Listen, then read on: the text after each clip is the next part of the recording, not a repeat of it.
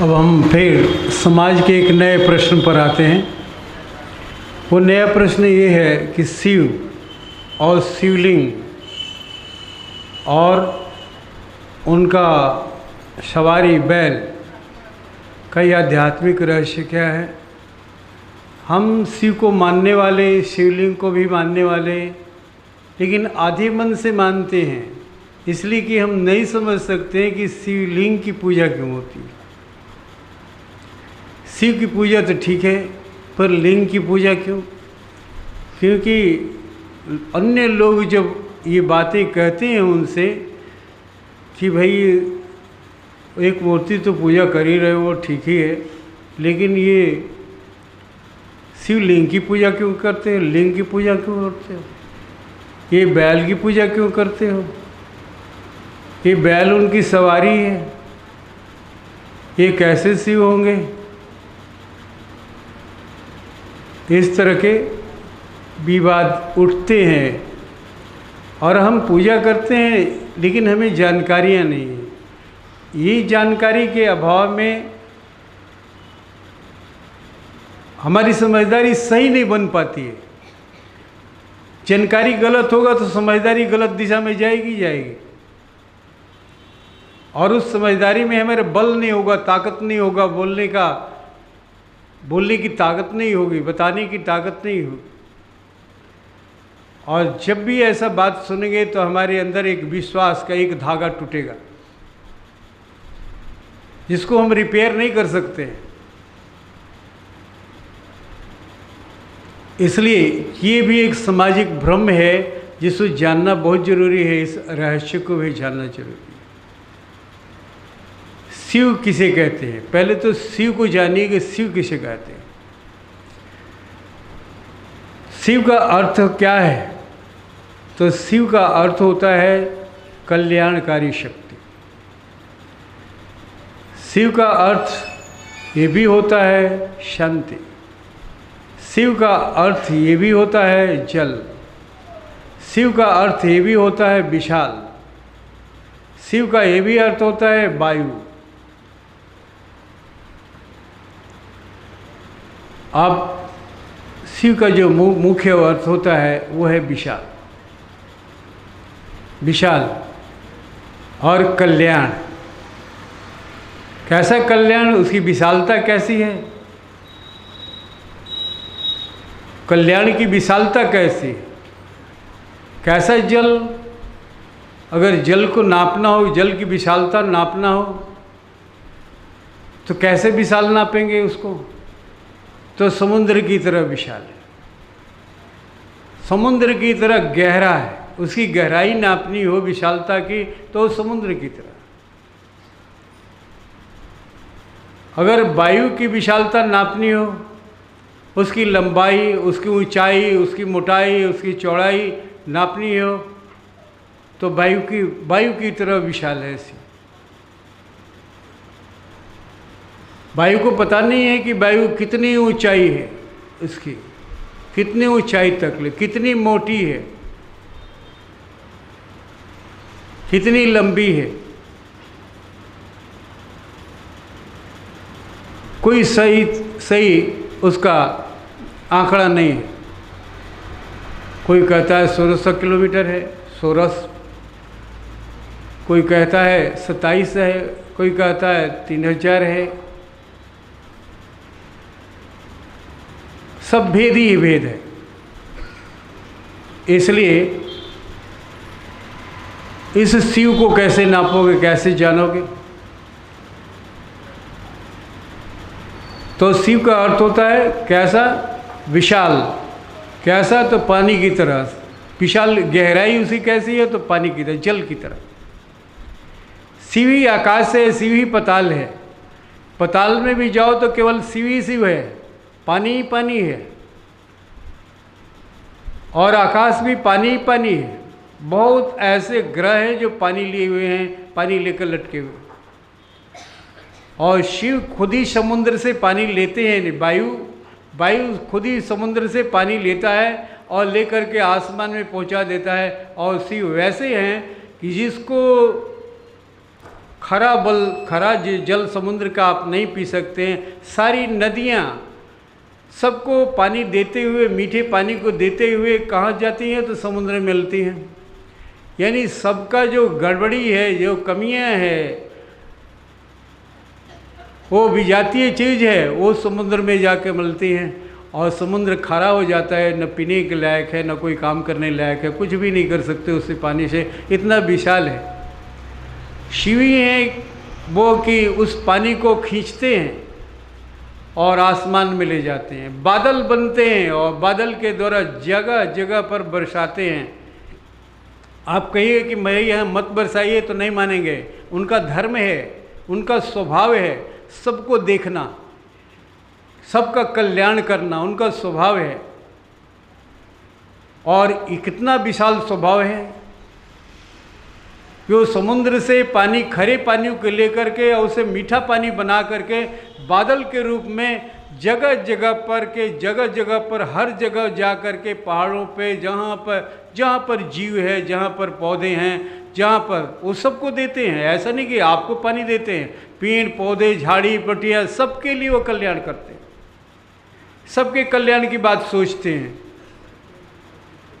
आप तो पानी खोज भी सकते हैं ना, वो जिया जंतु पानी, ये पेड़ पौधे पानी खोजने के लिए तो कहीं निकल नहीं पाते हैं, उनको पानी वहीं पर चाहिए। आप तो खोज करके पानी यहाँ से वहाँ से ऐसे जीव हैं खोज सकते हैं, लेकिन वो तो खोज नहीं सकते ना। लेकिन उनके लिए शिव बादल के रूप में वो पानी को ले करके और ले जा करके वो बरसाते हैं और वो पेड़ पौधा जड़ी बूटियाँ हरी हरी भरी हरियाली छा जाती है उनके अंदर में। देखो कैसा दृश्य, जब जाते हो तो कितना सुंदर प्रकृति का दृश्य लगता है। हंस रहे हैं, मुस्कुरा रहे हैं, वो शिव उनकी मुस्कुराहट है, शिव उनके प्राण है, शिव उनकी जान है, शिव उनकी शक्ति है।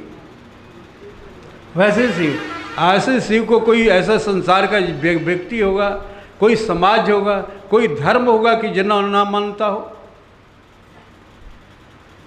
ऐसे शिव को कौन नहीं मानता? इस संसार के कौन ऐसे जाति है, ऐसा कौम, ऐसा संप्रदाय है कि उसको ना कह दे?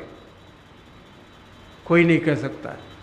शिव ऐसे हैं, ऐसे विशाल, इतना महान है। अब इनकी महानता को कैसे पकड़ोगे? इनकी महानता को कैसे पकड़ोगे?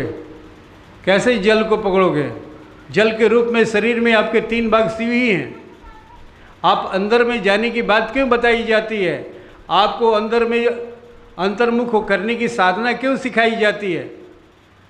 इसलिए कि अपने आपके अंदर में शिव 3 भाग 70% शिव ही हैं, वहाँ बैठे हुए हैं। और शिव के दर्शन करने के लिए आप बाहर भाग रहे हो, बाहर जल चढ़ा रहे हो, बाहर रो रहे हो, बाहर गीत गा रहे हो उनकी।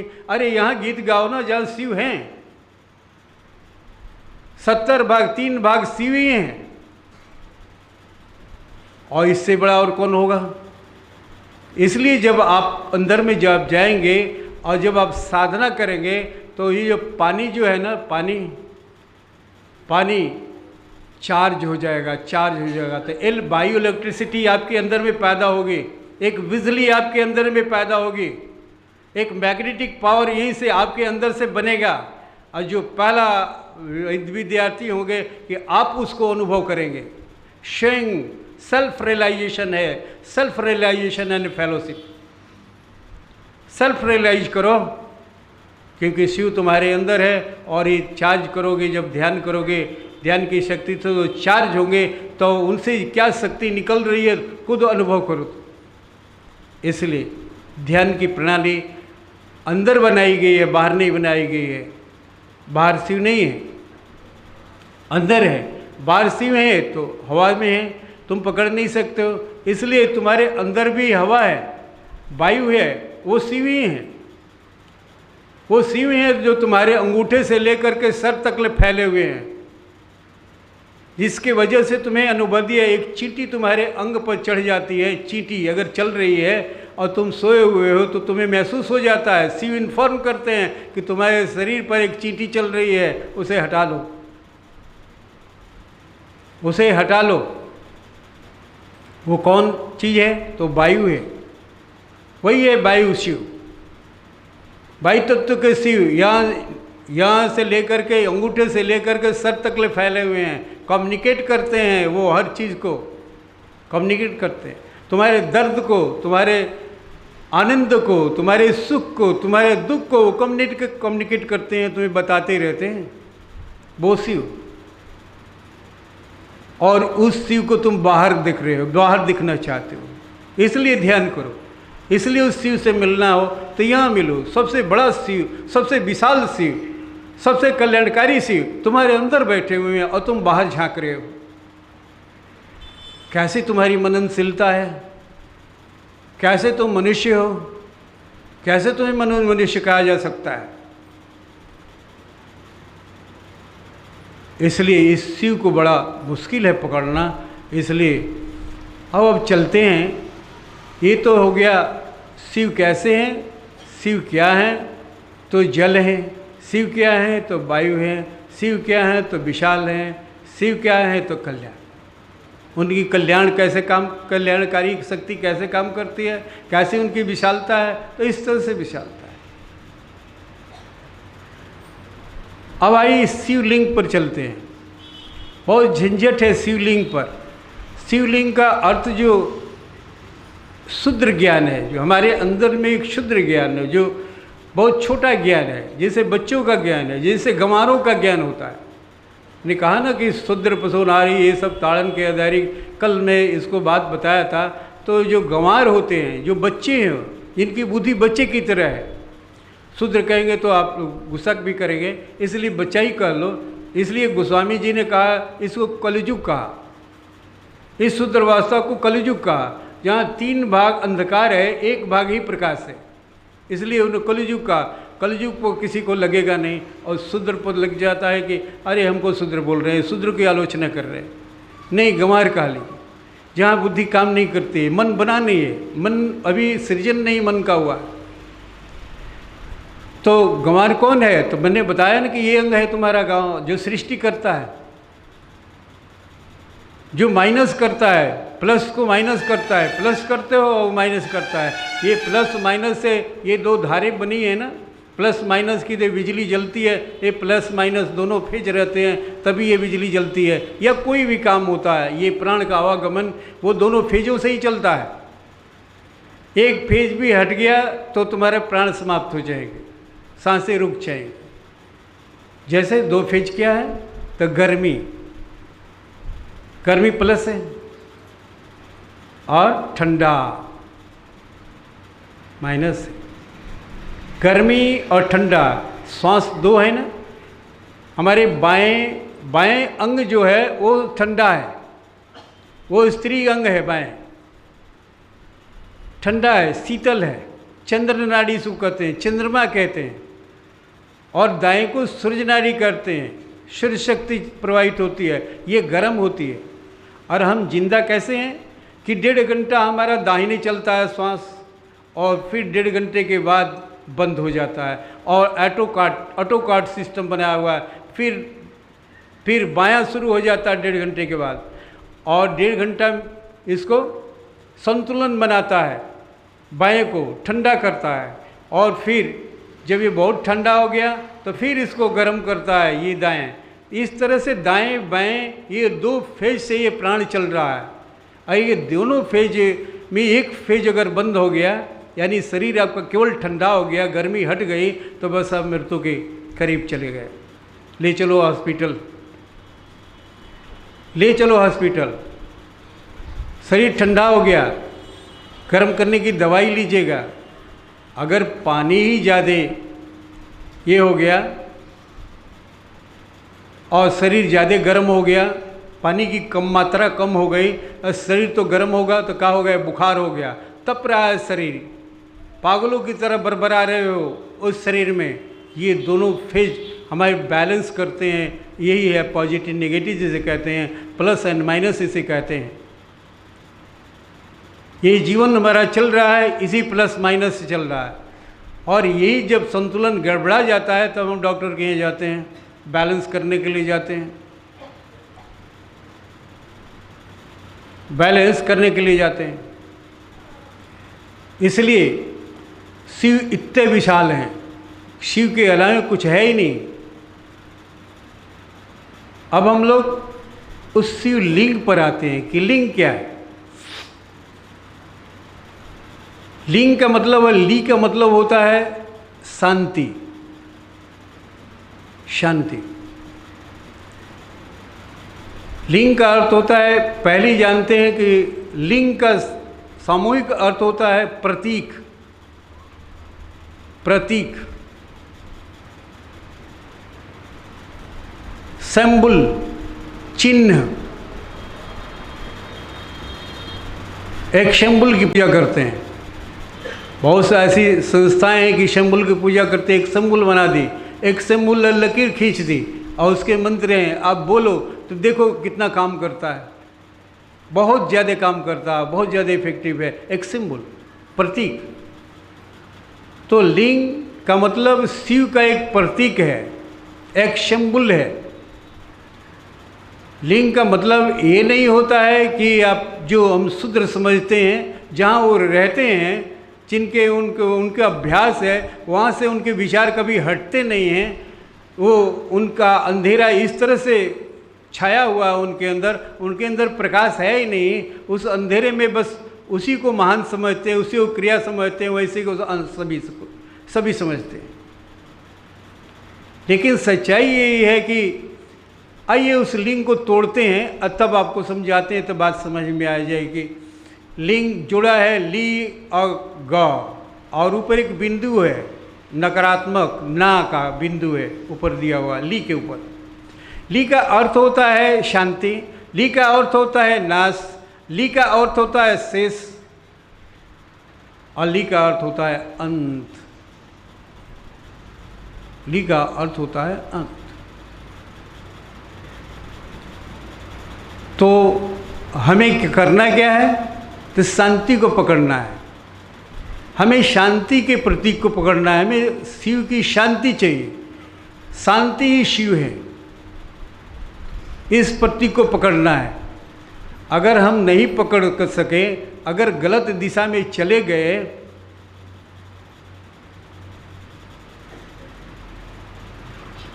तो क्या होगा? शांति नष्ट हो जाएगी,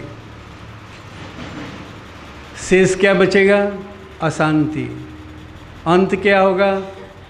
अशांति को लेकर जीना, अशांति को लेकर मरना। मरोगे, जियोगे अशांति में और मरोगे भी तो अशांति में। ये हाथ लगेगा, बशर्ते कि अगर उस नकारात्मक को नहीं जाने कि वहाँ निषेध है, वहाँ आपको गुरु से ज्ञान लेना है कि हमें क्या निषेध करना है।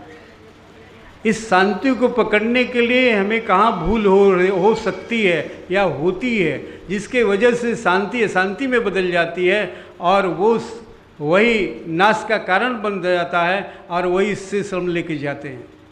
ये जानना जरूरी है। अब आते हैं गौ से क्या होता है। गौ से 4 अर्थ निकलते हैं। जानने वाला, जानने वाला, गाने वाला, गीत और वो एक गुरु। तो जानने वाला ही गा सकता है। अबे तुम्हें जानकारी नहीं तो क्या गाओगे? अबे हमें जानकारी नहीं है तो क्या गाएंगे हम? क्या प्रवचन देंगे? क्या बोलेंगे? पागलों की तरह कभी इधर कभी उधर, कोई न किसी का सर न किसी का पैर न किसी का मुंह, किसी को जोड़ नहीं पाएंगे हम सही तरीके से। किसी पार्ट को आप सही तरीके से असेंबल कीजिए तो वो प्रतीक वो बहुत सुंदर लगने लगेगा। और जानते हैं, और सर कहीं, पैर कहीं, हाथ कहीं, वो भूत की तरह डरावना लगेगा। इसलिए जानकारी जब समझदारी में बदलती है, तब जानकारी की चीज़ को हम असेंबल करते हैं, यानी जोड़ते हैं, सजाते हैं, तो बहुत सुंदर तरीक़े से सजाते हैं और आपको सुंदर लगने लगता है कि हाँ ये सही है, बहुत अच्छा है। अब बड़े सुंदरता दिख रहा है। वो भयानक दिख रहा था, विकृत दिख रहा था, नाक कहीं, मुंह कहीं, हाथ कहीं, कितना विकृत दिखेगा। ठीक, हम सब उस चीज़ को ऐसा विकृत कर देते हैं कि सजा नहीं पाते हैं, इसलिए कि बुद्धि नहीं है, इसलिए कि अंधेरे में है।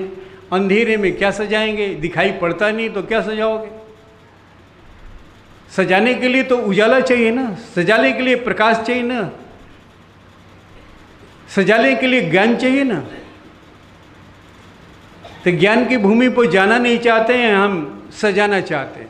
क्या सजाओगे भाई? सजाओगे तो गलत होगा ही होगा, गलत होगा ही होगा। इसलिए जानकारी करो, किसी भी चीज़ को पहले जानकारी करो, और जानकारी को फिर समझदारी में, जानकारी के समझदारी के बनाने में, समझदारी में ले जाने के लिए उसे क्रिया करनी पड़ेगी, उसे गुरु से पूछना पड़ेगा। अब वो गुरु के यहाँ जाना पड़ेगा। जानकारी तो तुमने पढ़ लिया, रामायण गीता पढ़ लिया, साइंस पढ़ लिया, केमिस्ट्री फिजिक्स बायोलॉजी ये जो भी पढ़ लिया, लेकिन जानकारी तो हो गई, समझदारी तो नहीं हुई ना, नहीं समझदारी हुई। अगर हम कोर्स की किताबें केवल पढ़ें, नहीं गीता रामायण पढ़ें, इतना ही काफ़ी है, इतना ही काफ़ी है आपको जीवन को भगवान बनाने के लिए, आपको शिव बनने के लिए। आपकी किताबें, कोर्स की किताबें ही काफ़ी हैं। लेकिन अपनी किताबों का भी तो ज्ञान नहीं है। बड़ा आश्चर्य तो लगता है कि उन किताबों का ज्ञान नहीं है, केवल सर्टिफिकेट है जिससे हमारी जीविका चलती है। लेकिन जीविका पढ़ाई का मतलब ये नहीं है कि केवल जीविका चले, नहीं, पढ़ाई का मतलब है कि हमारे जीवन चले, हमारे रिश्ते चले, जीवन जीने की कला आ जाए, जीवन जीने की विद्या आ जाए। वो भी, उस पढ़ाई की भी ज़रूरत है। इसलिए जानकारी को समझदारी बनने की क्रिया तो करते नहीं हैं।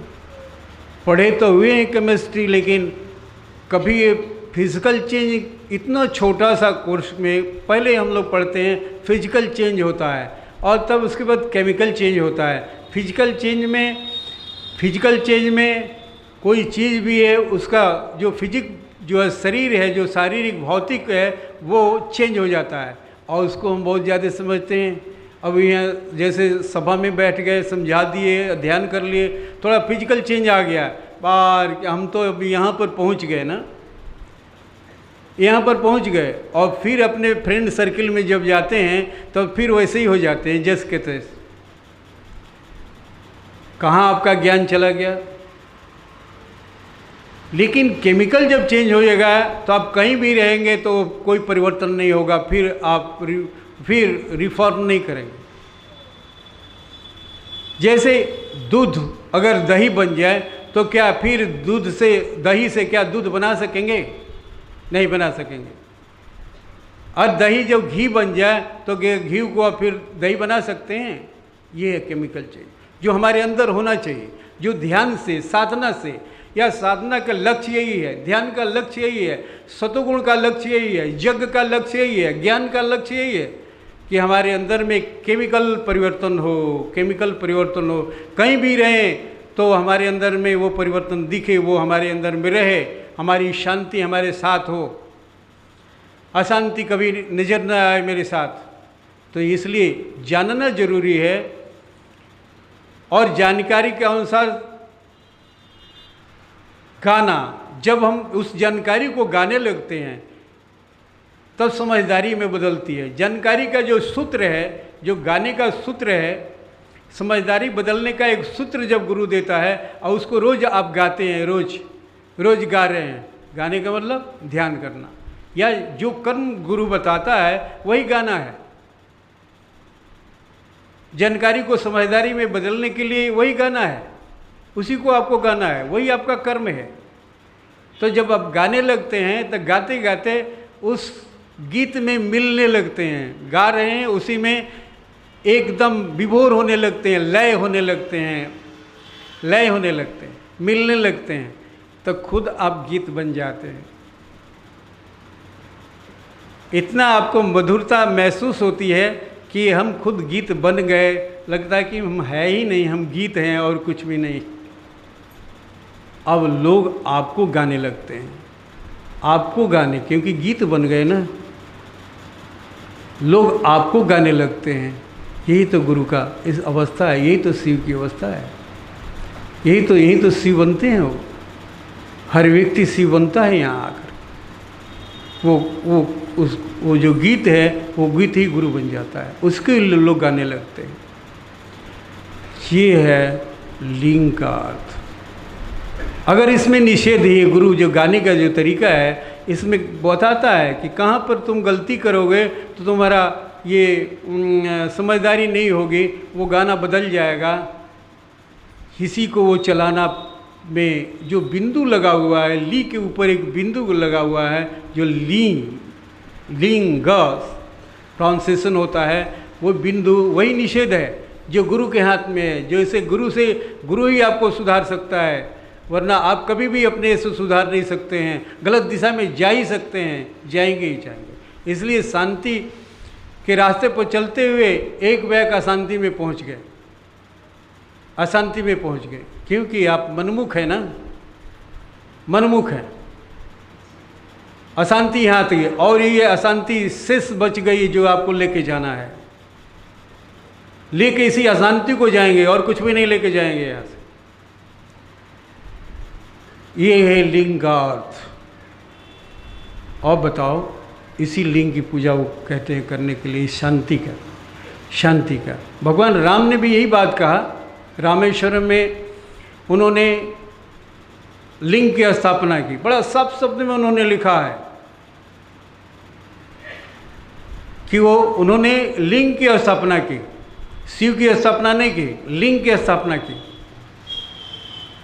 लिंग था विधिवत कर पूजा, शिव समान प्रिय नहीं मोहि दूजा। कि शिव की लिंग की स्थापना की और उन्होंने कहा कि ये राम के ईश्वर हैं, इसलिए रामेश्वर नाम रखा, ये राम के ईश्वर हैं। और जो इनकी पूजा करेगा वो मेरे लोक को प्राप्त करेगा। जो शांति का यानी शांति का जो पूजा करेगा वो मेरे लोक को प्राप्त करेगा। और जो गंगाजल ले आके चढ़ाएगा, गंगाजल, वो पूजा गंगाजल से अगर करेगा तो मुझे प्राप्त करेगा, यानी साजुज्य मुक्ति को प्राप्त करेगा। वो साजुज्य मुक्ति का मतलब हम में मिल जाएगा, हम और वो एक हो जाएंगे, हम में उसमें कोई फर्क नहीं रहेगा। यानी ज्ञान युक्त भक्ति। पूजा स्त्रीलिंग शब्द है और वो भक्ति है।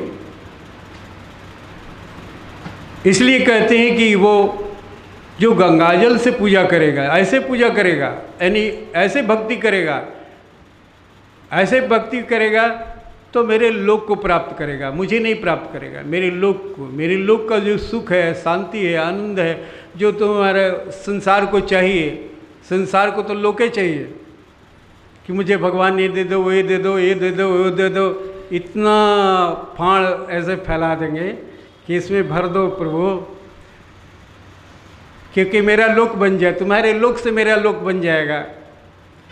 बात सही है। हम अपने लोक को ही मांगने के लिए उनके लोक में जाना चाहते हैं, उनकी पूजा करना चाहते हैं, क्योंकि उनके लोक में, उनका लोक की समृद्धि हमारे लोक में आ जाए और हमें कुछ नहीं चाहिए। हमारे पास ही अगर चाहना होती है तो बस यही चाह। लेकिन वो कहते हैं कि लोक तो तुम्हें प्राप्त हो जाएगा, लेकिन अगर तुम गंगाजल लेके चढ़ाओगे, गंगा के मतलब गंगा स्त्रीलिंग शब्द है, जल पुल्लिंग शब्द है, जल ज्ञान है और गंगा भक्ति है। वो भक्ति कैसा होनी चाहिए? तो ज्ञान युक्त भक्ति हो। अगर ज्ञान युक्त मेरी भक्ति करोगे तब मुझे प्राप्त कर लोगे। कृष्ण भी तो यही कहते हैं, कृष्ण भगवान कृष्ण भी यही कहते हैं, ये अर्जुन मेरे चार भक्त होते हैं ना, एक अर्थार्थी होता है, अर्थ के लिए मेरा पूजा करता है, उसे भी मैं सहायता करता हूँ लेकिन भक्ति नहीं देता।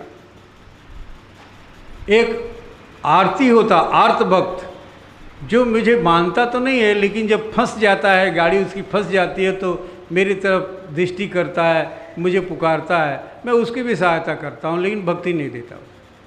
लेकिन तीसरा भक्त एक जिज्ञासु है, जिसे ये जिज्ञासा रहती है कि भगवान क्या हैं, कहाँ मिलेंगे, क्या सत्य है क्या असत्य है, इसकी उसके अंदर में एक चाह है, एक प्रश्न है, क्योंकि प्रश्न जिसके पास होगा उत्तर तो उसी को मिलेगा। जिसके पास प्रश्न जन्म ही नहीं लिया है उसको उत्तर की कल्पना क्या कर सकता है, क्या कल्पना कर सकता है। जिसको भूख लगी नहीं है वो क्या खाएगा, उसको ढरकी दो तभी नहीं खाएगा, उल्टी कर देगा।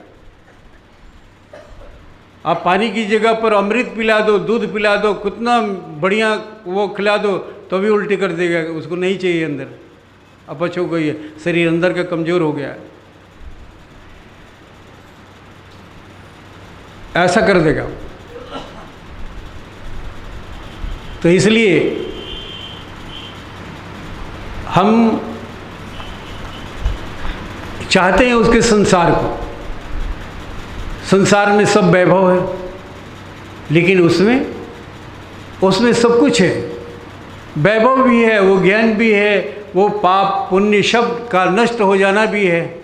सब कुछ समाप्त हो जाएगा, तुम्हारा जो विकार है वो सदा के लिए समाप्त हो जाएगा अगर ज्ञान युक्त भक्ति। तो कहते हैं कि ये जो तीसरा भक्त है ना, वो जिज्ञासु भक्त एक दिन जिज्ञासा करते करते पूछते एक दिन सतगुरु के पास पहुंच जाता है।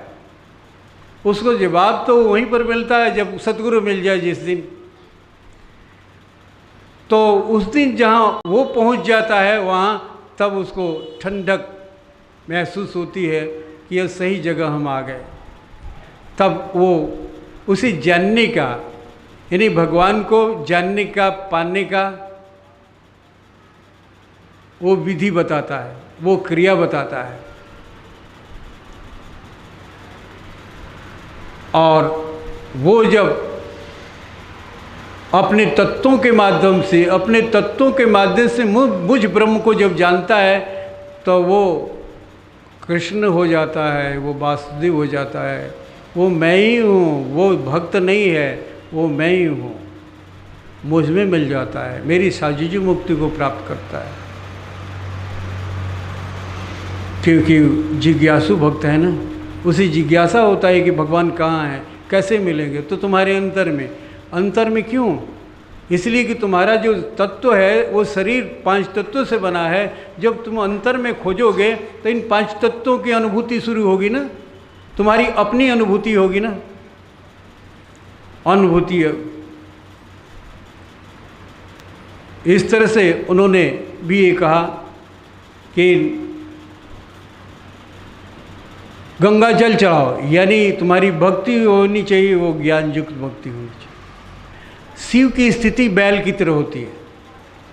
शिव की स्थिति मन की, जब मन शांत हो जाता है, निष्क्रिय हो जाता है, जब हम समाधि में चले जाते हैं तो हमारा मन निष्क्रिय हो जाता है, कुछ भी नहीं करता है, कुछ भी लेना देना नहीं रह जाता, एकदम शांत हो जाता है। ये संयमी अवस्था इसको कहते हैं, यही सिद्ध अवस्था कहते हैं। सारी शक्तियाँ यहाँ जन्म ले लेती है, जो कहोगे वो हो जाएगा, एक सिद्ध अवस्था है। लेकिन यहाँ ज्ञान नहीं है। और ऐसी हालत में जो मन हो जाता है, ऐसा हो जाता है वो बोल नहीं सकता है, कुछ कह नहीं सकता है, ऐसा मौन हो जाता है। और मौन किसका मन होता है? तो बैल का। बैल से तुलना किया गया है शिव के मन को। शिव का मन कैसा हो जाता है? तो बैल चौपाया जानवर की तरह। कोई भी जानवर चौपाया होता है जिसका सब मन का शांत होता है, उनके मन का सृजन नहीं होता है, उनके पास मन नहीं होता है। और बैल उसमें सबसे सीधा साधा माना जाता है, बहुत से सीधा। चौपाया जानवर में सबसे सीधा जानवर, बलिष्ठ है, ताकतवर है, और वो सीधा है, और वो अंतर्मुखी है, हमेशा अंतर्मुख बना रहता है। भोजन के समय केवल उसकी भोजन खाता है और पागुर करता है और शांत हो गया। उसका नहीं कोई संबंध है, कोई राज है, न कोई धन है, न कोई दौलत है, न उसके पास कोई चिंता है, न कोई फिक्र है। वो उसका मन है ही नहीं। मन रहेगा तब तो फिक्र करेगा ना भैया, मन तो उसके पास है ही नहीं। तो साधक का जब स्थिति ऐसे ही होती है, जब शिव अवस्था में पहुंचता है तो उसका मन शून्य हो जाता है। मन ऐसा नहीं रह जाता है कि वो कुछ करे, कुछ हल बतावे, कुछ बहुत मुश्किल हो जाता है उसको चलना।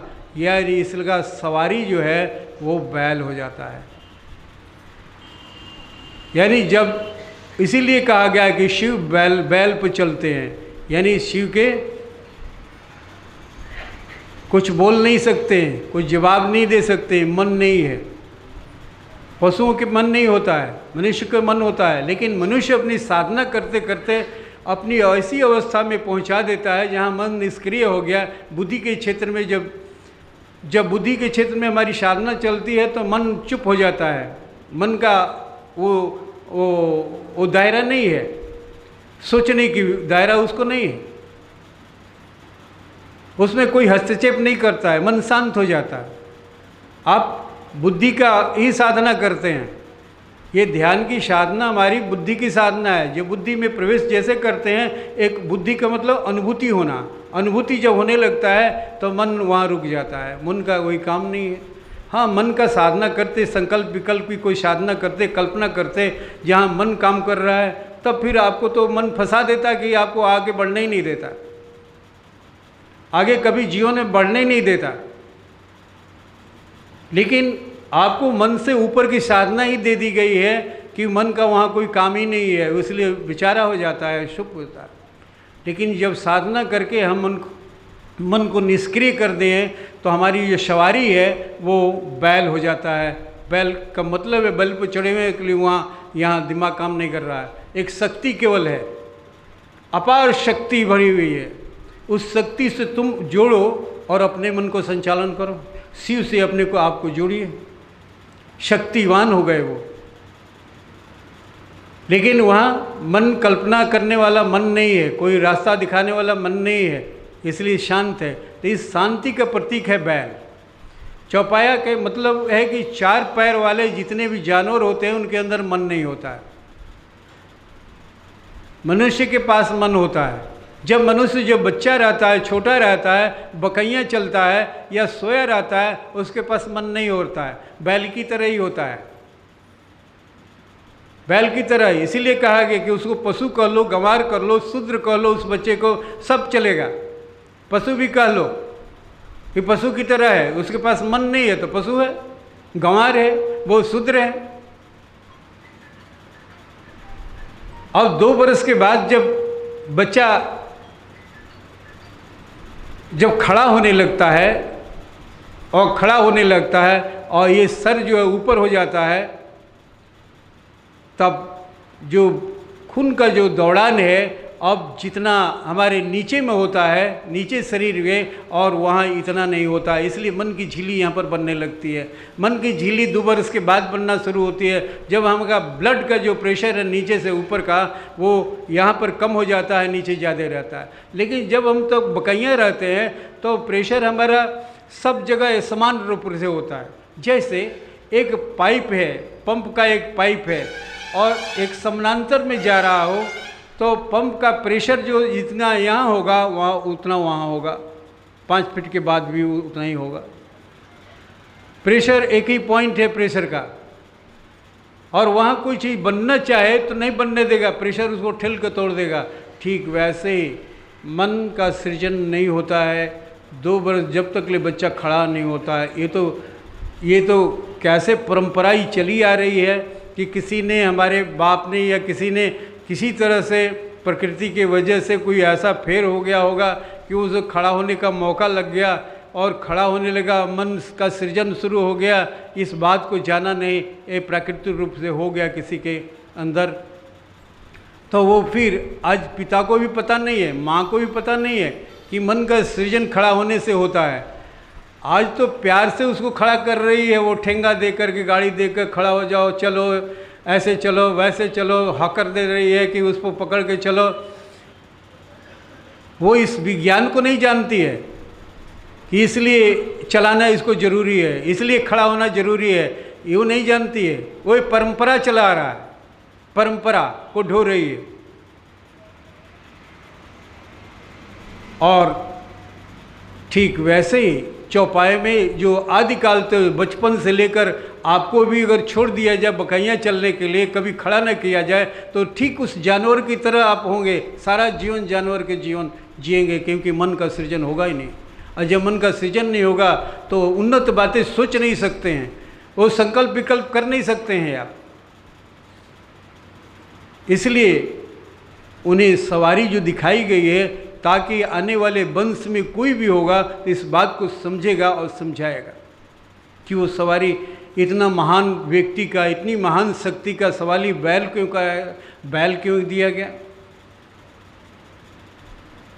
इसलिए कि उनका मन होते हुए भी साधना के द्वारा उन्होंने मन को समाप्त कर दिया है, समाधि में जाकर मन को समाप्त कर दिया है। इसलिए बैल प्रतीक बनाया गया है, शिव का प्रतीक। शिव कैसे हैं, तो ये बैल पर बैठा हुआ शिव है, तो वो ऐसे ही है, उसके पास मन नहीं है कुछ। इसलिए मन वालों को पकड़ो, जिसके पास अभी मन जिंदा हो। तो जब तक ले गुरुवाई करेंगे तब मन रहेगा, क्योंकि गुरुवाई नहीं हो सकती है। जिस दिन गुरुवाई छोड़ना चाहेंगे उस दिन मन समाप्त हो जाएगा। मन तो समाप्त करके ही चलता है, क्योंकि उस आदमी को बहुत कठिन होता है बोलना, दो शब्द बोलना बड़ी कठिन होता है। उस आदमी जिसके पास मन नहीं होता है, बहुत कठिन होता है, अति कठिन होता है। वो उस पॉइंट पर पहुंचने के बाद नहीं चाहता कि हम बोलें, नहीं चाहता, वो एकांतवास करना चाहता है, अकेला रहना चाहता है, वो किसी से गप नहीं करना चाहता है, किसी से मिलना नहीं चाहता है, वो भागने लगता है अब। इसलिए कि मन नहीं है, और उसे ज़बरदस्ती मन को वो संभाल के रखता है, उसे बोलने के लिए, सोचने के लिए, एक लिए उसके पास मन नहीं होता है। और कैसे फिर उपदेश दें, कैसे उपदेश दें? लेकिन चूंकि आदत बनी हुई है उस लाइन पर चलने के लिए, इसलिए वो कुछ बोल लेता है। सच्चाई है। और वो चाहता है कैसे कोई अधिकारी हो जाता, कोई करने वाला होता, अगर हो जाता तो ये चलाता, वो हटना चाहता, भागना चाहता। ये है बैल की सवारी का कारण उनका, और कुछ नहीं है। चौपाई का मतलब होता है कि जहाँ मन नहीं है, जहाँ मन नहीं है, जो बैठा हुआ आदमी है उसके पास मन नहीं है। ओम शांति।